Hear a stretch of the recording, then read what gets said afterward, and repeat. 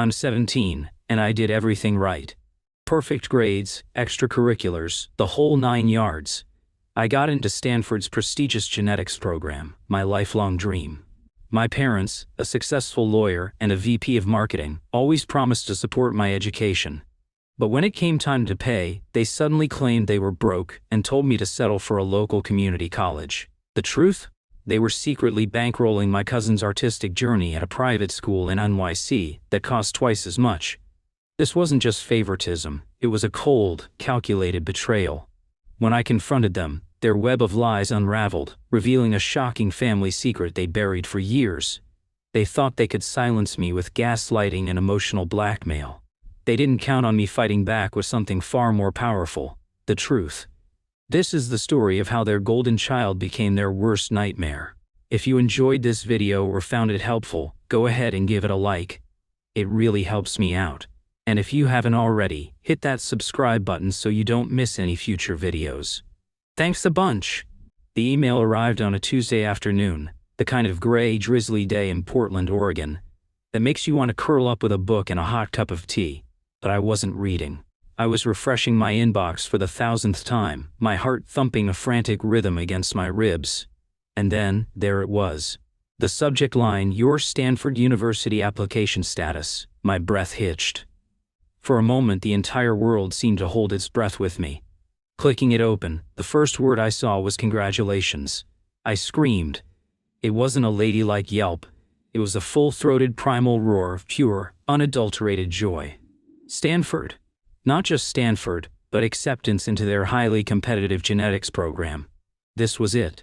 The culmination of 4 years of sleepless nights, of sacrificing weekends for AP chemistry labs, of meticulously building a resume that screamed future Nobel laureate. I ran downstairs, waving my phone like a victory flag. My parents, David and Karen, were in the kitchen. My dad, a corporate lawyer with a jawline that could cut glass, was scrolling through emails on his iPad.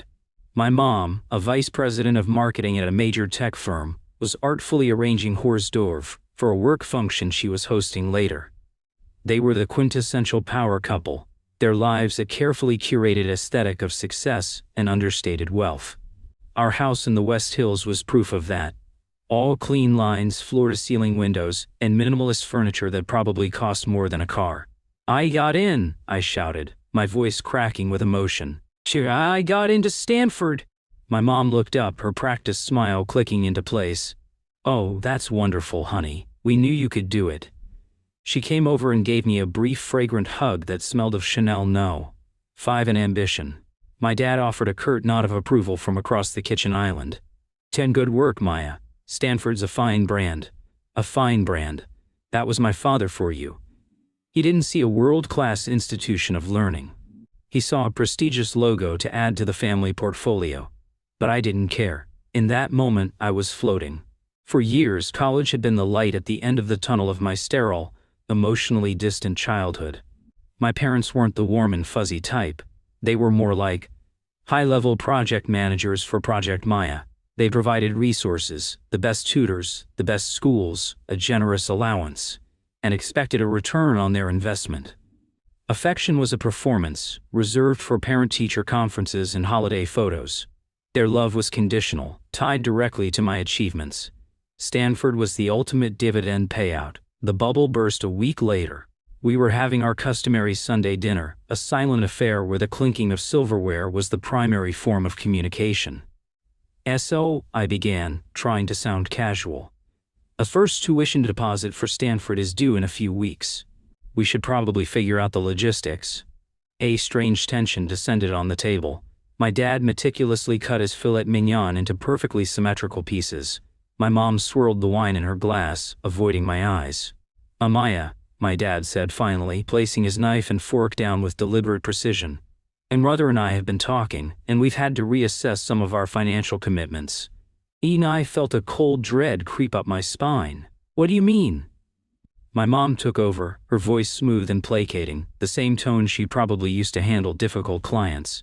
"Honey, what your father is trying to say is that, well, things are a bit tight right now. The market has been volatile. We just don't think we can swing Stanford's tuition." Stared at them, dumbfounded. Tight, you just bought a Tesla, you're re-landscaping the entire backyard. Those are investments, Maya, my dad said sharply. A college education, especially at that price point, is an expense. A significant one. But you always said you promised you'd pay for my college. Wherever I got in. This was the core of our unspoken contract. I excel, you provide. And no, sweetie, my mom cooed, reaching across the table to pat my hand. It was a classic gaslighting maneuver, soothing me while actively undermining my reality. And we are so proud of you. But sometimes, adults have to make difficult choices. We think it would be more prudent for you to consider Portland State. It's a fine school, and you could live at home. Think of the money we'd save. Portland State. They wanted me to go from the top genetics program in the country to a commuter school, all because the market was volatile. It didn't make sense. It felt like a lie. The argument that followed was brutal. I begged, I reasoned.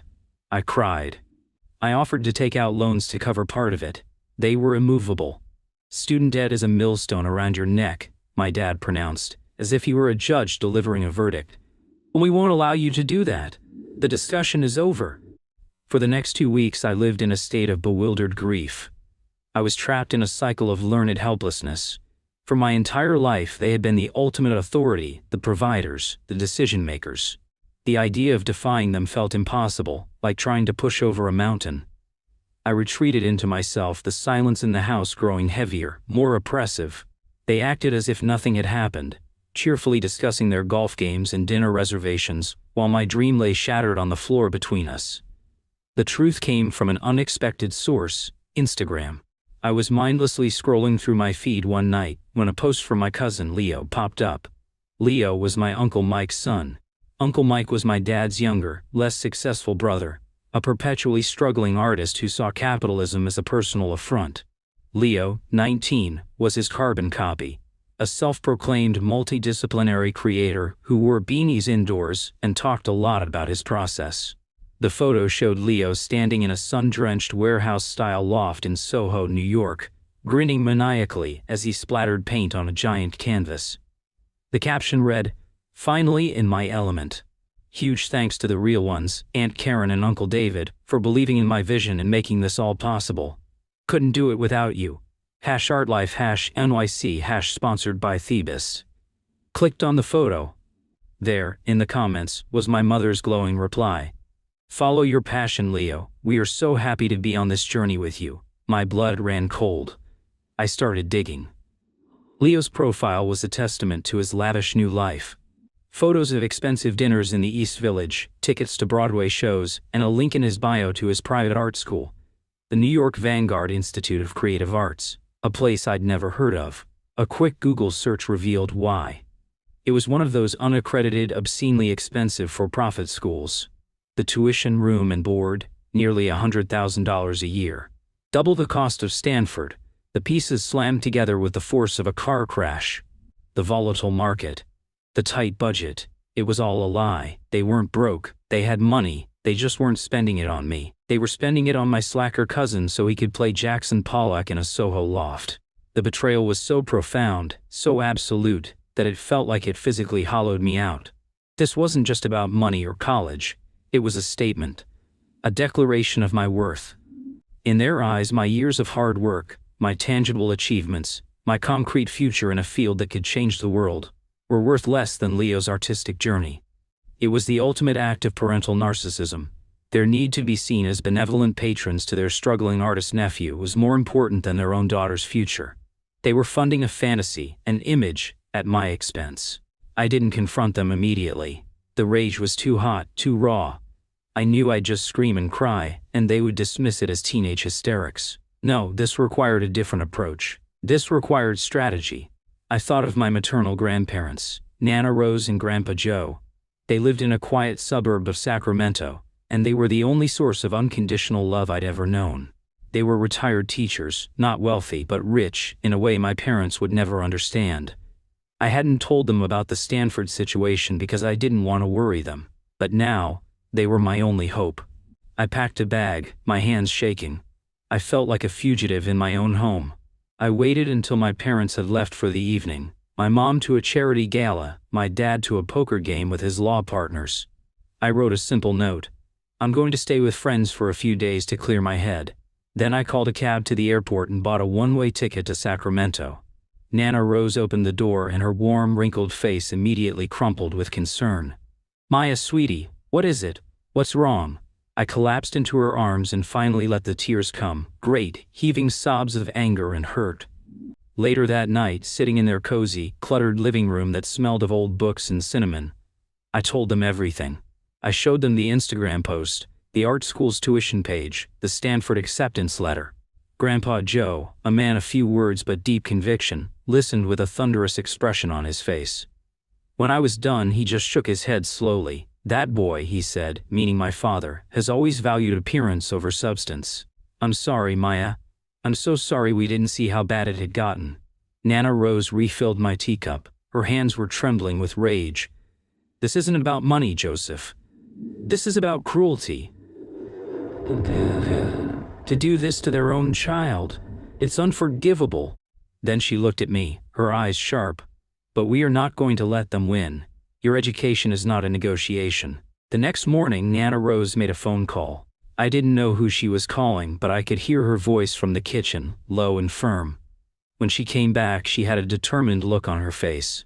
Your grandparents, she said, left you something. Your dad's parents. They passed away when you were just a baby. They were wonderful people, simple, hard-working farmers.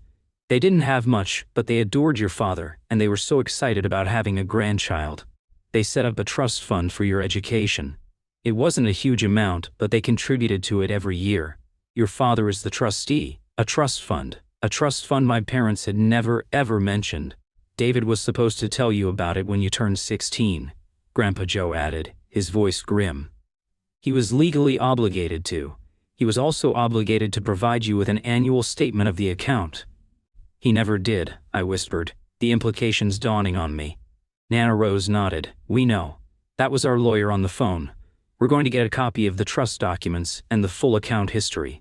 Your father, Maya, in his arrogance, has just made a very, very serious legal mistake.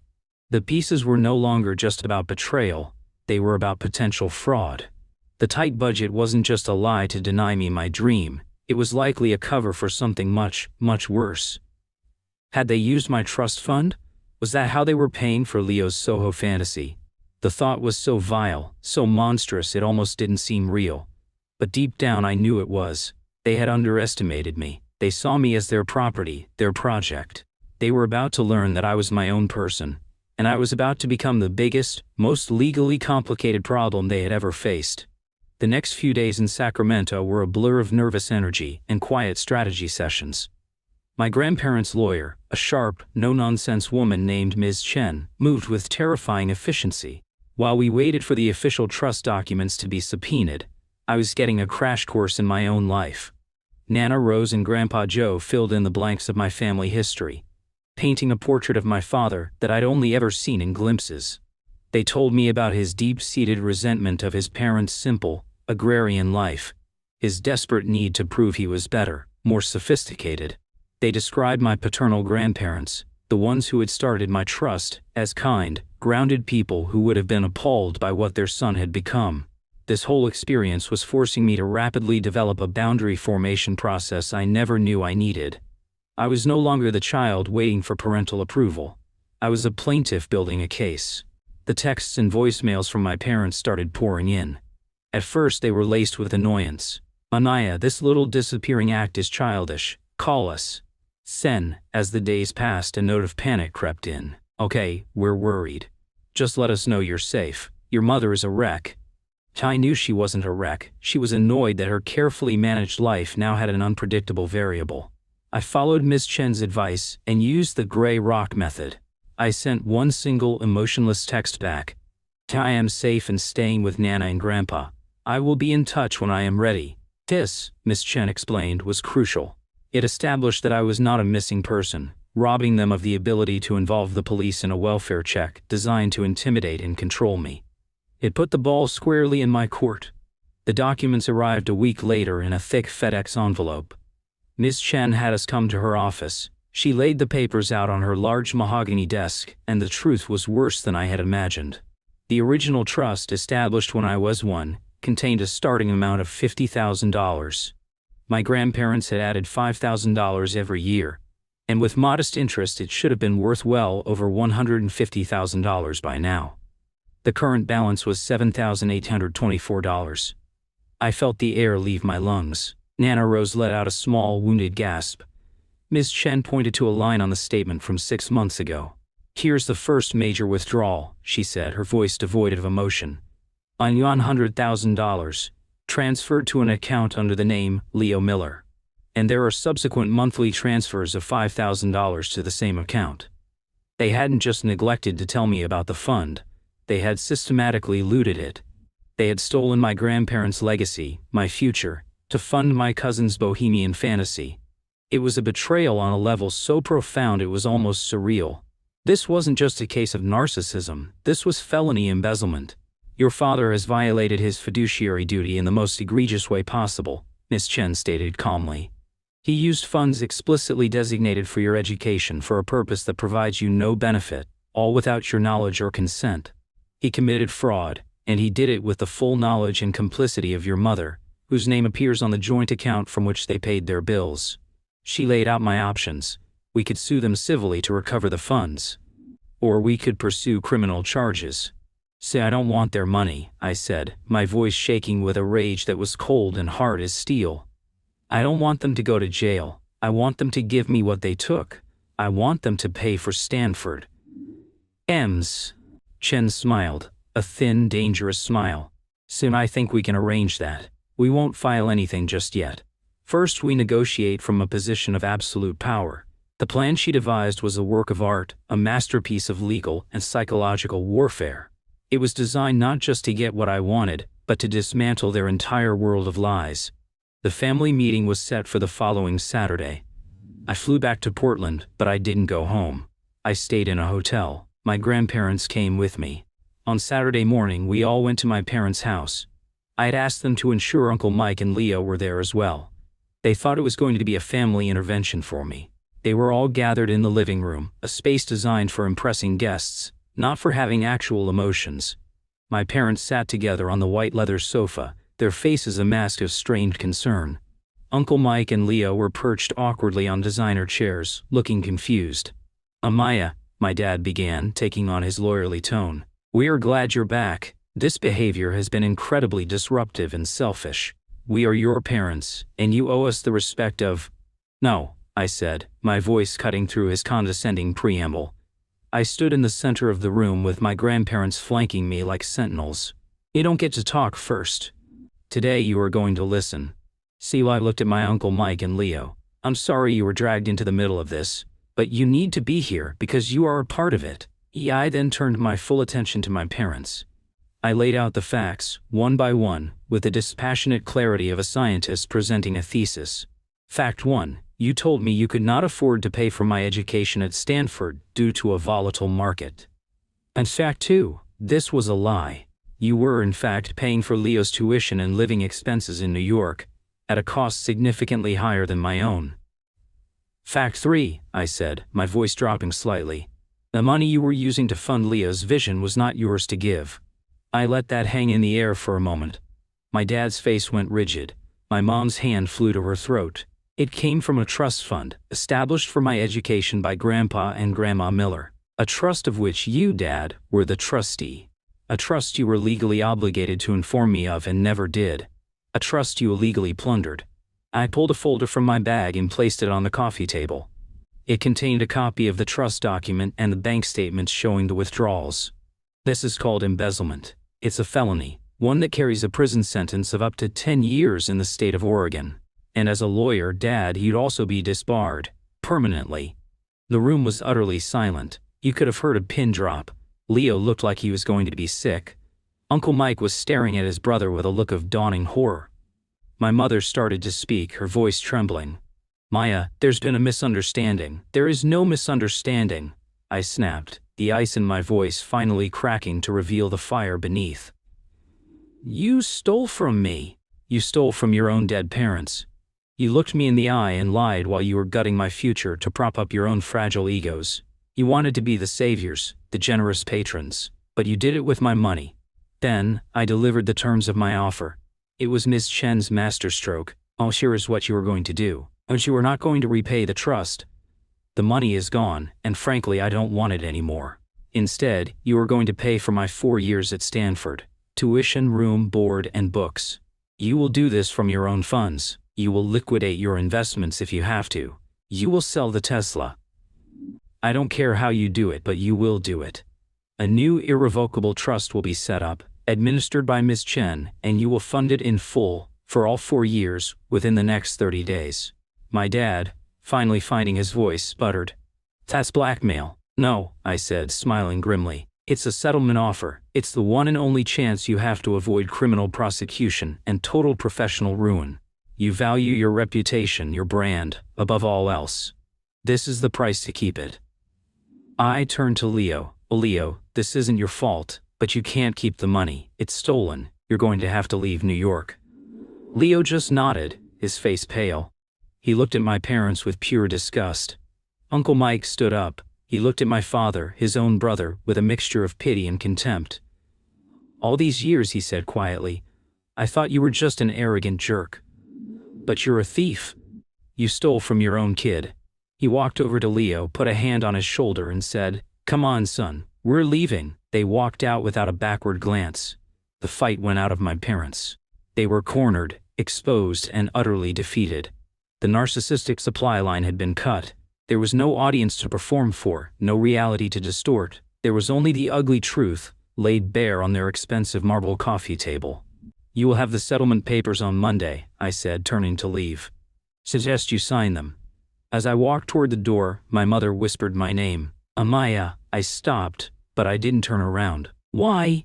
she asked, her voice broken. "Why would you do this to us?" So I finally looked back at her, at both of them, two strangers sitting in a house that had never been a home. "You're asking the wrong question," I said. "You should be asking why you did this to me." Then I walked out the door with my grandparents and didn't look back. The aftermath was swift and silent. They signed the papers. The new trust was funded within 2 weeks. I heard through the grapevine that the Tesla was gone and the landscaping project was canceled. They got what they wanted. They got to keep their secret. No one in their social or professional circles would ever know what they had done. But they lost everything that mattered. They lost their brother, their nephew, and they lost their daughter. I started at Stanford that fall. The first time I walked into my genetics lab, surrounded by gleaming equipment and the buzz of intellectual curiosity, I felt a profound sense of peace. This was real. I had earned this. I had fought for this. The experience with my parents was a crucible that had forged me into someone stronger. Someone who understood her own worth. Someone who could set a boundary and defend it with the fire of 1,000 suns. I talked to my grandparents every week. I have a new family, one forged in love and loyalty. I have my work, which fascinates and fulfills me, and I have myself. I learned the hard way that you can't rely on anyone else to validate your existence. Sometimes you have to be your own hero. My parents thought they were the main characters in my story, but in the end, they were just the villains I had to overcome to finally begin my own chapter, and it's going to be a brilliant one. If you enjoyed this video or found it helpful, go ahead and give it a like. It really helps me out. And if you haven't already, hit that subscribe button so you don't miss any future videos. Thanks a bunch.